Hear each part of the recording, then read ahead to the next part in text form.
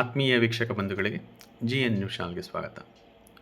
ಒಂದು ಹೊಸ ಸುತ್ತೋಲೆ ಬಂದಿದೆ ಕರ್ನಾಟಕ ರಾಜ್ಯ ಸರ್ಕಾರದಿಂದ 2026ರಲ್ಲಿ 7/1/2026ರಲ್ಲಿ ಏನು ಸುತ್ತೋಲೆ ಇದೆ ಅಂದರೆ, ಅನುಕಂಪದ ಆಧಾರದ ಮೇಲೆ ನೇಮಕಾತಿಗೆ ಪರಿಗಣಿಸುವ ಸಂದರ್ಭದಲ್ಲಿ ಸಿಂಧುತ್ವ ಪ್ರಮಾಣ ಪತ್ರದ ಅವಶ್ಯಕತೆ ಕುರಿತು. ಅಂದರೆ ಕಂಪ್ಯಾಷನೇಟ್ ವೋಟರ್ಸ್ CG ಗ್ರೌಂಡಲ್ಲಿ ಯಾರಿಗಾದರೂ ಕೆಲಸ ಕೊಡಬೇಕಾದ್ರೆ ಅವರು ಯಾವ ಜಾತಿಗೆ ಸೇರಿರ್ತಾರೆ ಆ ಜಾತಿಗೆ ಸಂಬಂಧಿಸಿದಂತಹ ಒಂದು ಸಿಂಧುತ್ವದ ಪ್ರಮಾಣ ಪತ್ರವನ್ನು ನೀಡಬೇಕಾಗಿರ್ತದೆ. ಏನಾದರೂ ಮೀಸಲಾತಿ ಮುಖಾಂತರ ಬಂದ ಡೈರೆಕ್ಟ್ ರಿಕ್ರೂಟ್ಮೆಂಟಲ್ಲಿ ಅದು ಈಗ ಅವಶ್ಯಕತೆ ಇದೆಯಾ ಇಲ್ವಾ ಅನ್ನೋದಕ್ಕೆ ಇದನ್ನು ಏನು ಹೇಳಿದರೆ ಅಂತ ನೋಡೋಣ ಬನ್ನಿ.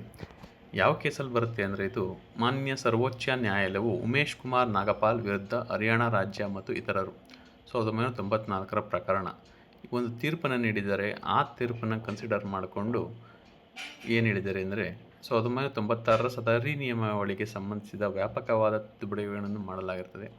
ಈ ನಿಯಮಗಳನ್ನು ಅನುಷ್ಠಾನಗೊಳಿಸುವುದಕ್ಕೆ ಸಂಬಂಧಿಸಿದಂತೆ 12/11/2024ರ ಉಲ್ಲೇಖ ಒಂದು ಸುತ್ತೋಲೆಯನ್ನು ದಿನಾಂಕ 13/1/2025ರ ಉಲ್ಲೇಖ ಸುತ್ತೋಲೆಯಲ್ಲಿ ಎಲ್ಲ ನೇಮಕಾತಿ ಪ್ರಾಧಿಕಾರಗಳಿಗೆ ಸೂಚನೆ ನೀಡಲಾಗಿರುತ್ತದೆ.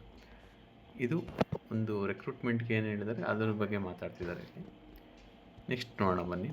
ಕರ್ನಾಟಕ ಸಿವಿಲ್ ಸೇವಾ ಸಾಮಾನ್ಯ ನೇಮಕಾತಿ ನಿಯಮಗಳು 1977ರ ನಿಯಮ 4 ನಿಯಮ 8ರೊಂದಿಗೆ ಸಹವಚನ ಮಾಡಿರುವಂತೆ ಇವುಗಳನ್ವಯ ರಾಜ್ಯ ಸಿವಿಲ್ ಸೇವೆಗಳ ಹುದ್ದೆಗಳನ್ನು ಸಂಬಂಧಿಸಿದಂತೆ ನೇಮಕಾತಿ ನಿಯಮಗಳನ್ವಯ ನೇರ ನೇಮಕಾತಿಯ ಮುಖಾಂತರ ಭರ್ತಿ ಮಾಡುವ ಅರ್ಹತೆಯ ಆಧಾರದ ಮೇಲೆ ಜಾರಿಗೊಳಿಸಿರುವ ಮೀಸಲಾತಿಯನ್ನು ಅನುಸರಿಸಿ on the basis of merit cum reservation ಮಾಡತಕ್ಕದಾಗುತ್ತದೆ.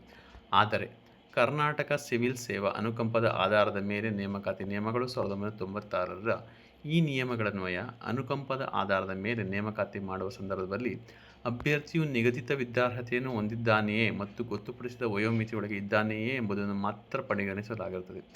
ಅನುಕಂಪದ ಆಧಾರದ ಮೇಲೆ ನೇಮಕಾತಿ ಮಾಡುವಾಗ ಅಂತರ ಅರ್ಹತೆ ರಿಲೇಟಿವ್ ಮೆರಿಟನ್ನು ನೋಡಲಾಗುವುದಿಲ್ಲ ಮತ್ತು ಮೀಸಲಾತಿಯನ್ನು ಅನುಸರಿಸುವುದಿಲ್ಲ. ಆದ್ದರಿಂದ ಈ ವಿಧಾನವು ಒಂದು ವಿಶೇಷವಾದ ನೇಮಕಾತಿಯಾಗಿರುತ್ತದೆ.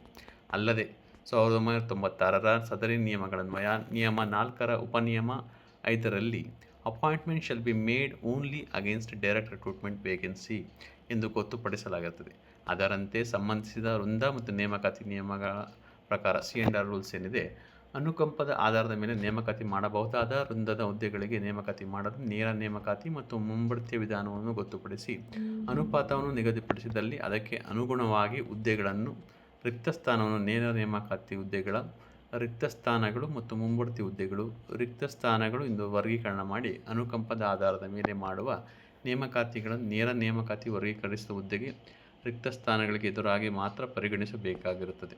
ಈ ರೀತಿ ಅನುಕಂಪದ ಆಧಾರದ ಮೇಲೆ ಮಾಡುವ ನೇಮಕಾತಿಗಳನ್ನು ನೇರ ನೇಮಕಾತಿಗೆ ವರ್ಗೀಕರಿಸಿದ ಹುದ್ದೆಗಳಿಗೆ ಎದುರಾಗಿ ಪರಿಗಣಿಸಿದ ಮಾತ್ರಕ್ಕೆ ಆ ನೇಮಕಾತಿಗಳು ನೇರ ನೇಮಕಾತಿ ಆಗುವುದಿಲ್ಲ. ಆದುದರಿಂದ ಅನುಕಂಪದ ಆಧಾರದ ಮೇಲೆ ಮಾಡುವ ನೇಮಕಾತಿಗಳಿಗೆ ಮೀಸಲಾತಿ ನೀತಿಯನ್ನು ಅನುಸರಿಸುವ ಸಂದರ್ಭ ಒದಗಿ ಬರುವುದಿಲ್ಲ.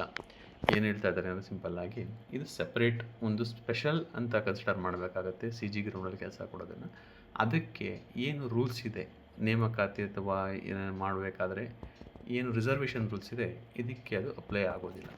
ಅನುಕಂಪದ ಆಧಾರದ ಮೇಲೆ ನೇಮಕಾತಿ ಹೊಂದಿರುವ ಮೀಸಲಾತಿ ವರ್ಗಗಳಾದ ಪರಿಶಿಷ್ಟ ಜಾತಿ ಪರಿಶಿಷ್ಟ ಪಂಗಡಕ್ಕೆ ಸೇರಿದವರಾಗಲಿ ಅವರು ಅನುಕಂಪದ ಆಧಾರದ ಮೇಲೆ ನೇಮಕಾತಿ ಹೊಂದಿದ ನಂತರ ಸಂವಿಧಾನದ ಅನುಚ್ಛೇದ 16ರ ಖಂಡ 4ರ ಎ ಅಡಿ ಸರ್ಕಾರ ನಿಗದಿಪಡಿಸಿರುವ ಮೀಸಲಾತಿಯ ಪ್ರಕಾರ ರಾಜ್ಯ ಸಿವಿಲ್ ಸೇವೆಗಳಲ್ಲಿನ ಹುದ್ದೆಗಳಿಗೆ ಮುಂಬಡ್ತಿ ಮೂಲಕ ನೇಮಕಾತಿಯನ್ನು ಹೊಂದಲು ಅವರು ಮೀಸಲಾತಿ ಸೌಲಭ್ಯವನ್ನು ಕೋರಬಹುದಾಗಿರುತ್ತದೆ. ಆದರೆ ಅಂತಹ ಸಂದರ್ಭದಲ್ಲಿ ಆ ನೌಕರನು ಪರಿಶಿಷ್ಟ ಜಾತಿ ಪರಿಶಿಷ್ಟ ಪಂಗಡದ ಜಾತಿ ಪ್ರಮಾಣ ಪತ್ರ ಮತ್ತು ಸಿಂಧುತ್ವ ಪ್ರಮಾಣ ಪತ್ರವನ್ನು ಸಕ್ಷ ಪ್ರಾಧಿಕಾರದಿಂದ ಪಡೆದು ನೇಮಕಾತಿ ಪ್ರಾಧಿಕಾರಕ್ಕೆ ಸಲ್ಲಿಸತಕ್ಕದ್ದು.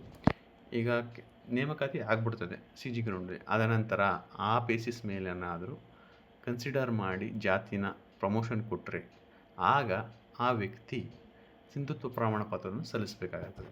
ಅಭ್ಯರ್ಥಿಯು ಅನುಕಂಪದ ಆಧಾರದ ಮೇಲೆ ನೇಮಕಾತಿ ಹೊಂದಲು ಇತರ ರೀತಿಯಲ್ಲಿ ಅರ್ಹರಾಗಿದ್ದಲ್ಲಿ, ಅಂದರೆ ಏಜು ಕ್ವಾಲಿಫಿಕೇಷನ್, ಮೀಸಲಾತಿಗೆ ಸಂಬಂಧಿಸಿದಂತೆ ಸಿಂಧುತ್ವ ಪ್ರಮಾಣ ಪತ್ರವನ್ನು ಒದಗಿಸುವಂತೆ ಅವರನ್ನು ಒತ್ತಾಯಿಸದೆ ಅನುಕಂಪದ ಆಧಾರದ ಮೇಲೆ ನೇಮಕಾತಿ ಪರಿಗಣಿಸಬಹುದಾಗಿರುತ್ತದೆ ಎಂದು ಎಲ್ಲ ಇಲಾಖೆ ನೇಮಕಾತಿ ಪ್ರಾಧಿಕಾರಗಳಿಗೆ ಈ ಮೂಲಕ ಸೂಚಿಸಲಾಗಿದೆ. ಸಿಂಪಲ್ಲಾಗಿ ಹೇಳಬೇಕು ಅಂದರೆ, ಡೈರೆಕ್ಟ್ ಅವನ ಅಪಾಯಿಂಟ್ಮೆಂಟ್ ಮಾಡಬೇಕಾದ್ರೆ CG ಗ್ರೌಂಡಲ್ಲಿ ಅವನು ಯಾವ ಜಾತಿಗೆ ಸೇರ್ತಾನೆ ಅದು ಬೇಕಾಗಿಲ್ಲ. ಅವನು ವಿತಿನ್ ಏಜ್ ಲಿಮಿಟು ಮತ್ತು ಕ್ವಾಲಿಫಿಕೇಷನ್ ಅಷ್ಟೇ ಕನ್ಸಿಡರ್ ಮಾಡಬೇಕು. ಪ್ರಮೋಷನ್ ಆಗೋ ಟೈಮಲ್ಲಿ ಅವನೇನಾದರೂ ಜಾತಿ ಎಂಬಂದಾಗ ಆವಾಗ ಮಾತ್ರ ಸಿಂಧುತ್ವ ಪ್ರಮಾಣ ಪತ್ರವನ್ನು ಸಲ್ಲಿಸಬೇಕಾಗಿರ್ತದೆ. ಇದಿಷ್ಟು ಹೇಳ್ತಾ ವಿಡಿಯೋ ಮುಗಿಸ್ತಾ ಇದ್ದೀನಿ. ದಯವಿಟ್ಟು ವಿಡಿಯೋ ಲೈಕ್ ಮಾಡಿ, ಚಾನಲ್ ಸಬ್ಸ್ಕ್ರೈಬ್ ಮಾಡಿ.